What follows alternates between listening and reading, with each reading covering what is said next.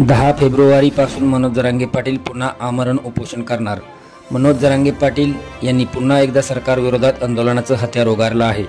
राज्य सरकारने येत्या 15 दिवसात सगळे सोयऱ्याच्या कायद्याची अंमलबजावणी करावी। 9 तारखेपर्यंतची ही डेडलाईन आहे।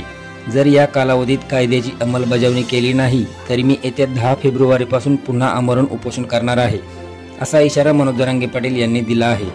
येत्या 9 तारखेला सरकारला दिलेल्या मुदतीचे 15 दिवस पूर्ण होत असल्याचंही त्यांनी स्पष्ट केलं। मनोज जरांगे पाटील हे रायगडावर आले होते। छत्रपती शिवाजी महाराज यांच्या समाधीचं दर्शन घेतल्यानंतर मनोज जरांगे पाटील यांनी पत्रकार परिषद घेतली। यावेळी त्यांनी उपोषणाला बसणार असल्याचं स्पष्ट केलं। राज्य सरकारमध्ये बेबनाव आहे। आरक्षणाच्या मुद्द्यावर वेगवेगळी स्टेटमेंट येत आहे।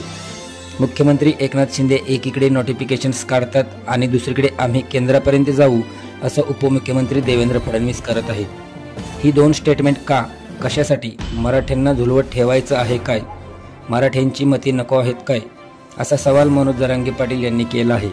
सगळ्या सोयऱ्याबाबत महाराष्ट्र सरकारने अध्यादेश काढला आहे।